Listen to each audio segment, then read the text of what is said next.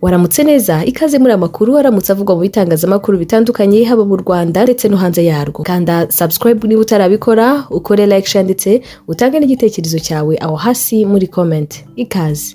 Reka aya makuru tuyahere mu karere ka Kamonyi. Impanuka ikomeye yahitanye abantu 9 ikomerekeramo 14. Abantu 9 bapfiriye mu mpanuka yaturutse ku kugongana kw'imodoka ya Toyota Hiace itwara abagenzi mu buryo bwa rusange ndetse n'ikamyo yari itwaye abantu 2. Ni impanuka yabaye kuri iki cyumweru ahagana saa 4 zishyira saa 5 z'igitondo, yabereye mu murenge wa Musambira, akagari ka Karengera, umudugudu wa Nyagatovu. Iyi Hiace rero yavaga mu cyerekezo cya Kigali, yari itwaye abantu 21, yagonganye n'ikamyo yari irimo abantu 2 nayo yavaga mu cyerekezo cy'Imuhanga, maze abantu 9 baburira ubuzima muri impanuka. Umuyobozi w'akarere ka Kamonyi Dr Nahayo Silvere yabwiye ikinyamakuru Igihe dukesha inkuru ko imibiri y'abapfuye yajyanywe mu buruhukiro bw'ibitaro bya Kabgayi, mu gihe abandi 14 bayikomerekeyemo bajyanywe mu bitaro bitandukanye birimo Remera, Rukoma, CHUK ndetse na Kabgayi kugira ngo bavurwe. Meya Dr Nahayo yakomeje ashimira abaturage b'Imusambira bagaragaje umuco mwiza wo gutabara bagize impanuka batagamije kubabangamira. Umuvugizi wa polisi y'u Rwanda ACP Rutikanga Boniface yavuze ko impanuka yatewe n'umushoferi wa Hiace washatse kunyura ku modoka yari iri imbere, abikora atashishoje birangira agonze iyi kamyo. Uyu muyobozi yaboneyeho no kwihanganisha imiryango yabuze ababo, yifuriza n'abakomeretse gukira. Naho ku kinyamakuru Umuseke akadomorwa baravuga ko mu karere ka Huye hari umuzamu w'iduka wishwe n'abantu bataramenyekana. Abantu bataramenyekana bari gushakishwa bakekwaho kwiba iduka ndetse bakanica wari uririnze. Abo bantu bikekwa ko ari abajura barakekwaho kwiba iduka barangiza bagasiga bishe umuzamu waryo. Byabereye mu mudugudu w'Urusisiro mu kagari ka Matyazo mu murenge wa Ngoma mu karere ka Huye. Umuvugizi wa polisi mu ntara y'Amajyepfo CIP Kamanzi Hassan yabwiye ikinyamakuru Umuseke akadomorwa dukesha inkuru ko amakuru polisi yamenye yihutira kujyayo ndetse na RIB basanga umuzamu wari mu kigero cy'imyaka 61 y'amavuko warindaga iduka ricuruza ibintu bitandukanye yishwe n'abagizi ba nabi. Umurambo wajyanywe mu bitaro bya CHUB mu gihe ubugenzacyaha RIB bwatangiye iperereza. Kugeza ubu ntiharamenyekana ibyibwe byose mu iduka n'agaciro kabyo. Polisi ku bufatanye n'izindi nzego ndetse n'abaturage bakomeje gushakisha abakekwaho ubwo bugizi bwa nabi. Polisi kandi yanihanganishije umuryango wa nyakwigendera, iboneraho no kwibutsa abo bishora mu bikorwa bigayitse bihungabanya umutekano n'ituze ry'abaturage guhita babihagarika, kubera ko kubahiriza amategeko ari inshingano za buri wese. Reka dukomereze mu makuru arebana n'ubutabera. Dr Eugene Rwamucyo akatiwe imyaka 27. Urugereko rw'ubujurire mu rukiko rw'ibanze rwa Paris mu Bufaransa kwa gatanu rwakatiye umunyarwanda Dr Eugene Rwamucyo gufungwa imyaka 27 nyuma yo guhamwa n'ubufatanyacyaha mu gukora jenoside yakorewe abatutsi mu 1994, ubufatanyacyaha mu byaha byibasiye inyoko muntu no gufatanya mu mugambi wo gukora jenoside. Ni nacyo igihano yari yakatiwe mu iburanisha ry'ibanze mu mwaka 2024. Dr Eugene Rwamucyo watawe muri yombi mu Bufaransa mu mwaka 2010 yakomeje guhakana ibyo yaregwaga, avuga ko yari umwere. Uru rubanza rwari rumaze ibyumweru 6 ruburanishwa mu bujurire. Ni urubanza kandi yari yajyanye mu bujurire nyuma yaho mu Kwakira ku mwaka 2024 urukiko rw'ibanze rumukatiye gufungwa imyaka 27 kubera kugira uruhare mu kwica abatutsi muri jenoside. Rwamucyo w'imyaka 67 y'amavuko mu gihe cya jenoside yari umuganga ku bitaro bya Kaminuza y'u Rwanda i Butare bizwi nka CHUB. Dr Rwamucyo yayoboye ibikorwa byo gushyingura abatutsi bishwe mu bice bitandukanye bya Butare hifashishijwe ibikoresho birimo imashini ikora umuhanda izwi nka Caterpillar. Ubushinjacyaha bw'Ubufaransa bwagaragaje ko yabikoze agamije guhisha ibimenyetso bya jenoside, ariko we yabwiye urukiko ko atigeze ahisha imibiri y'abatutsi kubera ko ngo ntibyari gushoboka guhisha ubwicanyi bwamaze ibyumweru byinshi bugaragarira bose. Naho mu birebana n'imikino nuko ikipe ya Espagne yegukanye igikombe cy'isi cya 2026. Ikipe ya Espagne yegukanye igikombe cy'isi cya 2026 nyuma yo gutsindira ku mukino wa nyuma Argentine mu mukino wahujwe n'ibirori by'akataraboneka byitabiriwe n'abakomeye. Mu ijoro ryo ku cyumweru tariki ya 19 Nyakanga nibwo aya makipe yombi yahuriye kuri New York New Jersey Stadium yo muri Leta Zunze Ubumwe za Amerika. uyu munsi wari wahujwe n'ibirori bidasanzwe aho Aisha Speed wamenyerewe ku mbuga nkoranyambaga yabanje gususurutsa bitabiriye umukino aririmba indirimbo ye y'igikombe cy'isi yise World Cup akurikirwa n'abaraperi b'abanyamerika Post Malone ndetse na Swiley. Mu bitabiriye umukino harimo perezida wa Mexique, hari kandi perezida wa Amerika Donald Trump n'umugore we Melania Trump, minisitiri w'intebe wa Canada Mark Carney, umwami Philippe wa gatandatu n'umwamikazi Letizia wa Espagne bari kumwe na perezida wayo Pedro Sanchez. Umukino watangiye gukinwa amakipe yombi adasatira cyane ariko umupira wihariwe cyane n'abakinnyi ba Espagne baherekanyaga cyane mu kibuga hagati ishaka kwinjira mu rubuga rw'amahina rwa Argentine. Bwa mbere kuva mu mwaka w'1966 Argentine yasoje igice cya mbere cy'umukino w'igikombe cy'isi dateye mu izamu mu gihe amashoti 3 yabonetse mu mukino ariyo make yabonetse mu gice cya mbere cy'umukino wa nyuma kuva mu mwaka w'1966. Mbere yuko iki gice kirangira myugariro wa Argentine Lisandro Martinez yagize imvune asimburwa na Nicolas Otamendi. Mu cya kabiri Espagne icurika ikibuga. Iki gice kandi cyarangiye umunyezamu wa Argentine Emiliano Martinez amaze gukuramo imipira 10 yabazwe. Mu gihe Argentine nta shoti rikomeye yari yateye mu izamu, hari nabwo kandi bwa mbere bibayeho mu mateka y'igikombe cy'isi. Nyuma y'iki gice cyabonetsemo ikarita itukura yeretswe Enzo Fernandez wa Argentine, akurikiyeho iminota 30 y'inyongera Espagne yibonamo igitego cyinjijwe na Ferran Torres ku munota w'106. Ni nyuma y'akazi gakomeye kabereye imbere y'izamu rya Argentine. Espagne yatsinze igitego 1-0 yegukana igikombe cy'isi ku nshuro ya kabiri nyuma y'icyo yatwaye mu mwaka wa 2010 igikuye muri Afurika y'Epfo ubwo cyaberaga muri Afurika y'Epfo. Bigendanye nuko Espagne yitwaye muri irushanwa yahawe igikombe giherekezwa na miliyoni 50 z'amadolari y'Amerika, cyongeraho kandi miliyoni 12 z'amadolari z'uduhimbaza musyi, yose hamwe akaba miliyoni 62 z'amadolari, ni ukuvuga miliyari 91 miliyoni 185,880 ishize mu mafaranga y'u Rwanda. Lamine Yamal yakoze amateka muri uyu mukino aho yabaye umukinnyi wa mbere ukinnye umukino wa nyuma wa Euro n'uwa nyuma w'igikombe cy'isi yatarengeje imyaka 19 y'amavuko.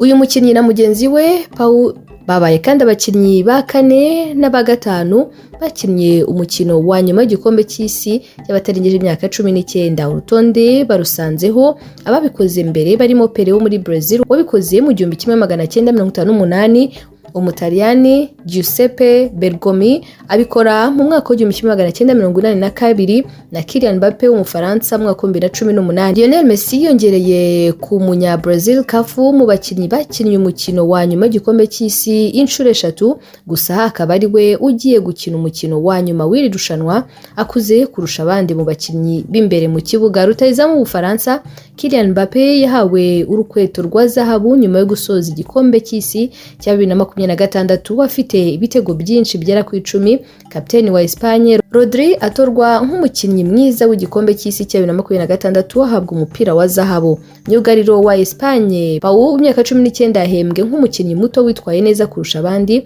Umunyezamu wa Espagne wasoje imikino 7 atinjijwe igitego yahembwe nk'umunyezamu mwiza mu gikombe cy'isi cya 2026. Hagati aho indwara z'umutima zariyongereye mu Banya-Argentine mu gikombe cy'isi. Abakunzi b'ikipe y'igihugu ya Argentine by'umwihariko abatuye mu gihugu cya Argentine bibasiwe n'indwara z'umutima nyuma y'uko ikipe yabo ikinnye imikino ya nyuma y'igikombe cy'isi gatsinda ku munota wa nyuma.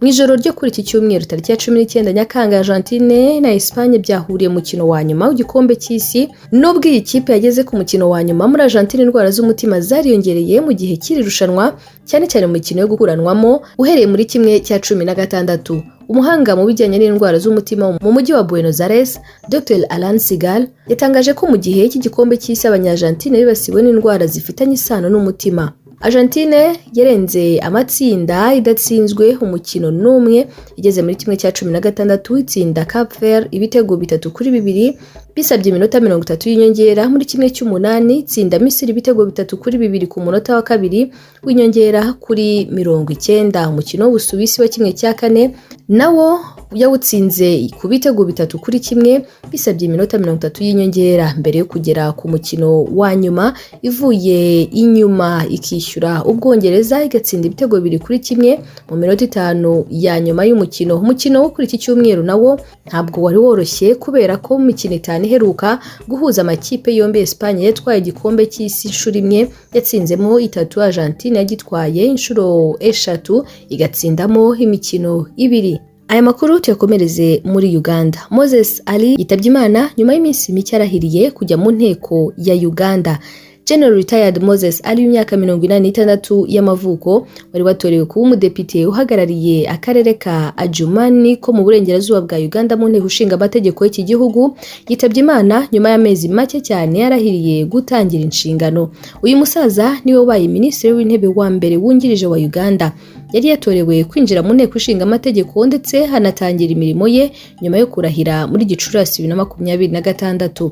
General Retired Moses ubarizwa mu ishyaka National Resistance Movement NRM yatsindiye uyu mwanya ahigitse abandi bakandida 3 bari bahanganye barimo Patrick Tandrupas w'ishyaka rya FDC, mu gihe umukandida wigenga Jesper Draga yagize amajwi 522.